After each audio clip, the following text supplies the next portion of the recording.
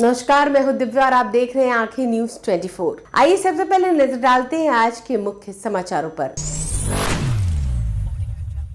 नमस्कार, मैं हूं दिव्या और आप देख रहे हैं आंखें न्यूज 24। बिहार के मुख्यमंत्री नीतीश कुमार बुधवार को समृद्धि यात्रा के तहत दरभंगा पहुंचे। इस दौरान उन्होंने 13,682.56 लाख रुपए की लागत से 50 योजनाओं की आधारशिला रखी तथा 40 योजनाओं का उद्घाटन किया। इसके साथ ही उन्होंने जनसभा को संबोधित करते हुए कहा कि बिहार की स्वास्थ्य सेवाओं को बेहतर बनाने के ठोस कदम उठाए जा रहे हैं। उन्होंने बताया कि जिला एवं प्रखंड स्तर के अस्पतालों को विशेष चिकित्सा केंद्र के रूप में विकसित किया जाएगा। मुख्यमंत्री ने यह भी घोषणा की कि सरकारी चिकित्सकों की निजी प्रैक्टिस पर रोक लगाई जाएगी ताकि सरकारी अस्पतालों में स्वास्थ्य सेवाओं और अधिक सुदृढ़ हो सके।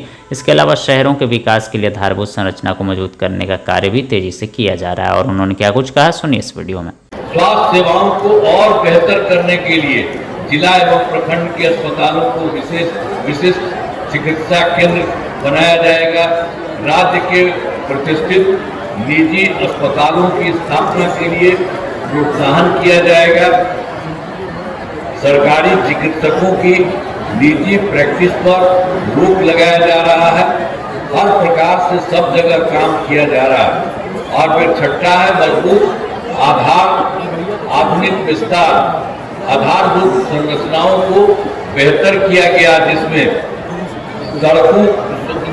शहरों का विकास और नए नियोजित शहरों की स्थापना की जाएगी। 5 नए एक्सप्रेस वे सड़कों का निर्माण तथा ग्रामीण सड़कों का 2 लेन चौड़ीकरण किया जाएगा। सभी इच्छुक लोगों के घर की छतों पर सोलर पैनल लगाए जाएंगे और बिहार में पर्यटन तथा इको टूरिज्म के विकास पर विशेष जोर दिया जाए।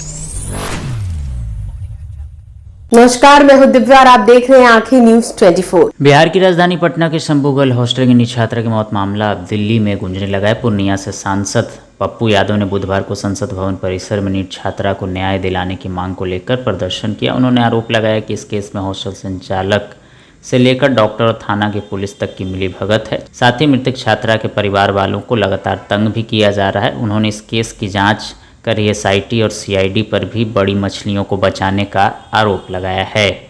सांसद पप्पू यादव ने संसद भवन परिसर में मीडिया से बातचीत में कहा कि हॉस्टल की बच्चियों के साथ सेक्स रैकेट के मामले लगातार आ रहे हैं। इस मामले में हॉस्टल, डॉक्टर और थाना तीनों की मिलीभगत है। छात्रा के कमरे से नींद की गोली मिली नहीं, कमरे को साफ कर दिया गया और सारे सबूत हटा दिए गए। इस दौरान और उन्होंने क्या कुछ कहा है, सुनिए इस वीडियो में। उल्टे उसके परिवार को तंग किया जा रहा है।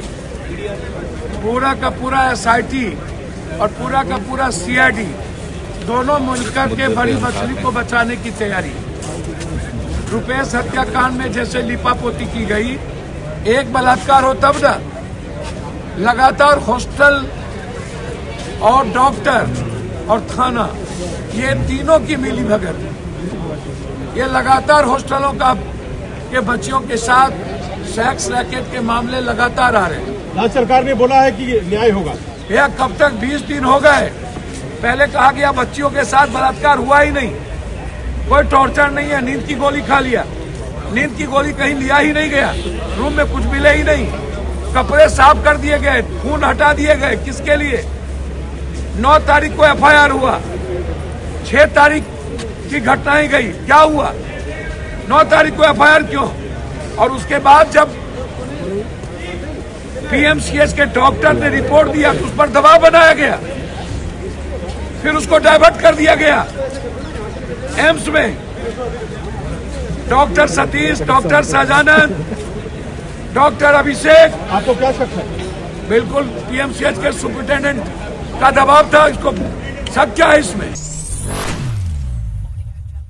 नमस्कार, मैं हूं दिव्या और आप देख रहे हैं आंखें न्यूज 24। यूजीसी बिल 2026 के विरोध में पूरे देश में लगातार विरोध प्रदर्शन देखने को मिल रहा है और वक्त के साथ साथ ये प्रदर्शन और बढ़ता जा रहा है। इसमें बिहार की राजधानी पटना के दिनकर चौराहा पर भी जो बिहार स्टूडेंट यूनियन की तरफ से एक विरोध प्रदर्शन किया गया, जिसमें प्रधानमंत्री नरेंद्र मोदी की तस्वीरों पर कालिक पोती गई और यूजीसी बिल की कॉपी को भी छात्रों ने विरोध प्रदर्शन के दौरान जला दिया।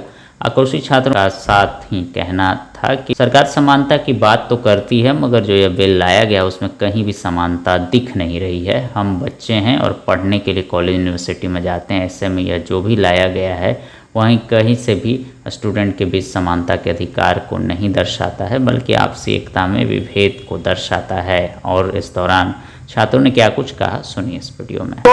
यूजीसी बिल जो भारत सरकार ने पारित किया है यूजीसी के माध्यम से, जिस प्रकार से लोग कहते हैं, नारा देते थे कि बंटोगे तो कटोगे और एक रहोगे तो सेफ रहोगे, तो आज विश्वविद्यालय में यूजीसी के माध्यम से जो बिल पारित किया गया है, कहीं न कहीं सवर्णों के लिए कुठाराघात है, उनको आइसोलेट किया गया है। इस प्रकार से यह कानून का हम पुरजोर विरोध करते हैं और भारत सरकार से आदरणीय प्रधानमंत्री जी से आग्रह करते हैं कि आप इसको वापस लिया जाए। कहीं न कहीं कोई आप समानता की बात करते हैं, आप कहते हैं कि हम लोग एक रहेंगे, हम लोग एकजुट होकर भारत के निर्माण में आगे काम करेंगे और इस प्रकार से नहीं होना चाहिए। तो इसलिए इस बिल का पुरजोर विरोध करते हैं और पटना में पूरे देश में ही इसका पुरजोर विरोध हो रहा है। तो निश्चित रूप से आज दिनकर चौक पर हजारों की संख्या में अभ्यर्थी जो हैं, जो नौजवान हैं, सवर्ण वर्ग के जो समान श्रेणी के छात्र हैं, वो बिल्कुल इसका विरोध कर रहे हैं। देखिए, हम लोग जो है आपको यूजीसी बिल का विरोध इसलिए कर रहे हैं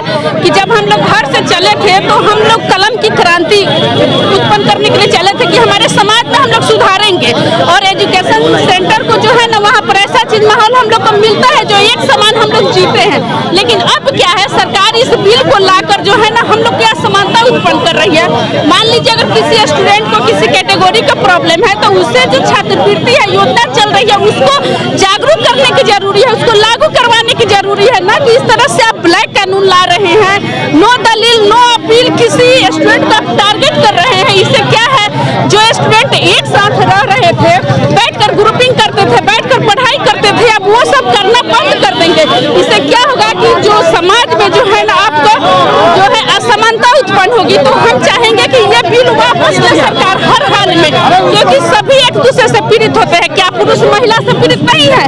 क्या महिला पुरुष से पीड़ित नहीं है? तो हम चाहेंगे कि आप जो है इस बिल को जल्द से जल्द वापस लिया जाए, क्योंकि जब हम पढ़े हैं तो हम लोग अपने समानता के अधिकार को समझते हैं और एक कमी हुई है। समाचारों में वक्त हो चला एक छोटे से अंतराल का। पटना में कई वर्षों से शिक्षा में अहम योगदान दे रहा है Gyansthali high school Alamganj Patna city, जहां 10वीं और 12वीं की बोर्ड परीक्षाओं में 100% अंक प्राप्त कर रहे हैं बच्चे। एक ऐसा स्कूल जहां न केवल होती है पढ़ाई, बल्कि साथ ही साथ होती है कल्चरल एक्टिविटी, स्पोर्ट्स एक्टिविटी से जुड़े गेम्स, मैथ ओलंपियाड से लेकर साइंस ओलंपियाड, जहां बच्चों के लिए स्कूल कैंपस अत्याधुनिक सुविधाओं से लैस, छोटे बच्चों के लिए वाहन और ट्रांसपोर्ट की विशेष सुविधा। तो देर किस बात की, आज ही कराएं अपना नामांकन Gyansthali high school Alamganj Patna city में, जहां नामांकन की प्रक्रिया जारी है। संपर्क करें पुलिस चौकी Alamganj main road near Alamganj थाना, पटना, बिहार 800007। ब्रेक के बाद आपका फिर से स्वागत है। नमस्कार, मैं हूं दिव्या और आप देख रहे हैं आंखें न्यूज 24। पटना में आज आंशिक तौर पर बादल छाए रहने के आसार हैं। इसमें अधिकतम तापमान में गिरावट आएगी, हालांकि मौसम विशेष बदलाव के आसार नहीं है। मंगलवार को पटना के न्यूनतम तापमान में 0.8 डिग्री और अधिकतम तापमान में 0.1 डिग्री सेल्सियस की गिरावट आई। बिहार में बुधवार को एक मजबूती पश्चिमी विक्षोभ का प्रभाव रहेगा। इससे प्रदेश के ज़्यादातर जिलों में आंशिक तौर पर बादल छाए रहेंगे। इसमें अधिकतर तापमान में 2 से 3 डिग्री सेल्सियस तक की गिरावट आ सकती है। वहीं पश्चिमी चंपारण, पूर्वी चंपारण, गोपालगंज, सारण जिले के 1 या 2 स्थानों पर 30 से 40 किलोमीटर प्रति घंटे की रफ्तार से हवा चल सकती है। साथ ही हल्की बारिश होने के आसार हैं। रात में पश्चिमी विक्षोभ का प्रभाव खत्म हो जाएगा, इससे बादल छट जाएंगे। गुरुवार को उत्तर पश्चिमी, उत्तर मध्य और दक्षिण पश्चिम भाग के जिलों में 1 या 2 स्थानों पर घना कोहरा छाए रहेंगे। इधर मंगलवार को प्रदेश के ज़्यादातर शहरों के अधिकतम न्यूनतम तापमान में गिरावट आई। राज्य का न्यूनतम तापमान 6.8 से 17.9, अधिकतम 23 से 27 डिग्री सेल्सियस के बीच रहा है। वहीं पिछले 24 घंटे के दौरान राज्य का मौसम शुष्क बना हुआ है। सुबह के समय सबसे कम दृश्यता 300 मीटर गयाजी में दर्ज की गई। प्रदेश का सबसे कम तापमान 6.8 डिग्री समस्तीपुर और सबसे अधिक 27.6 डिग्री किशनगंज में रिकॉर्ड हुआ। पटना में बुधवार को आंशिक तौर पर बादल छाए रहने के आसार है। इससे अधिकतम तापमान में गिरावट आएगी, हालांकि मौसम में विशेष बदलाव के आसार नहीं है। मंगलवार को पटना के न्यूनतम तापमान में 0.8 डिग्री और अधिकतम तापमान में 0.1 डिग्री सेल्सियस की गिरावट आई। पटना का अधिकतम तापमान 23.9 और न्यूनतम 13.7 डिग्री सेल्सियस दर्ज किया गया। मुजफ्फरपुर जिले में मौसम में गुरुवार से फिर बदलाव होगा। आसमान में गरज वाले बादल बन सकते और तेज हवा के साथ बारिश के आसार। मौसम विभाग की ओर से मंगलवार को जारी पूर्वानुमान में इसकी संभावना जताई गई है। पूसा के मौसम विभाग ने अगले 28 जनवरी से 1 फरवरी तक का मौसम पूर्वानुमान जारी किया। इसके अनुसार मौसम आमतौर पर शुष्क रहने का अनुमान है। हालांकि 29 जनवरी को मौसम परिवर्तन होने के आसार हैं। आसमान में गरज वाले बादल बन सकते हैं और तेज हवा के साथ बारिश की संभावना भी है।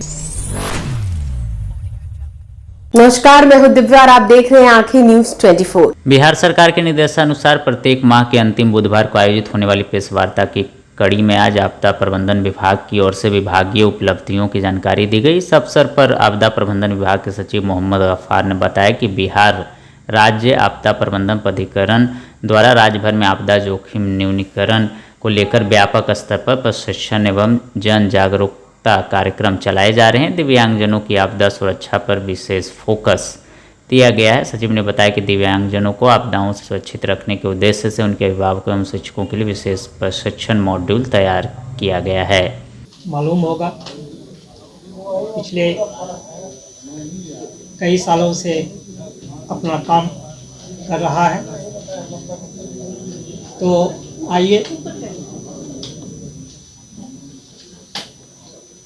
स्लाइड कौन कर रहे हैं, ये नेक्स्ट स्लाइड। हमारा जो लक्ष्य है एक्चुअली ये प्रतिक्रिया राहत से सक्रिय दीर्घकालिक लचीलेपन, that is the proactive long term resilience की ओर बदलाव को लेकर के है। बिहार जैसा कि आप जानते हैं एक बहु जोखिम वाला राज्य है, जहाँ पर क्या कर रहे हैं, जहाँ पर उच्च बाढ़ जोखिम भूकंपीय क्षेत्र अपनी रणनीति को सेंडाई फ्रेमवर्क के साथ संरेखित करना हमारा ये लक्ष्य है। नेक्स्ट। जी हाँ, इसी के आलोक में 15वीं वित्त आयोग की जो अनुशंसा हुई, उसके आलोक में अभी जो हमारा केवल हम एक ही अवयव को यहाँ पर सामने रखते हैं, GR की राशि जो अनुग्राहिक राहत जो हम लोग देते हैं वो पहले 6,000 रुपये था, अब वो 7,000 रुपये कर दिया गया है प्रति परिवार।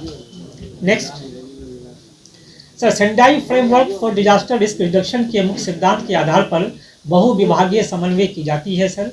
और ये बहुविभागीय समन्वय में आपदा जोखिम घटाने के लिए जैसा कि हम कृषि, जल संसाधन, स्वास्थ्य, नगर विकास एवं आवास, पशु एवं मत्स्य संसाधन इत्यादि में समन्वय एवं सहयोग करते हैं।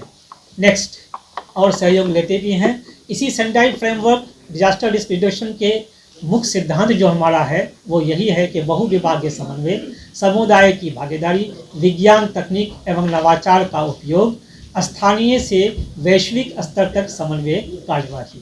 नेक्स्ट सर, हम जो काम करते हैं विभाग बाढ़ राहत एवं बचाव कार्य करते हैं, जिसमें सभी प्रकार के आपदाओं, बाढ़, भूकंप, सुखाड़, अग्निकांड, शीतलहर, ओलावृष्टि, चक्रवात, गर्म हवा एवं लू के साथ स्थानीय प्रकृति की आपदा जैसे वज्रपात, नाव दुर्घटना, विभिन्न स्रोतों से डूबने की घटना, सर्पदंश में राहत एवं बचाव का कार्य किया जाता है।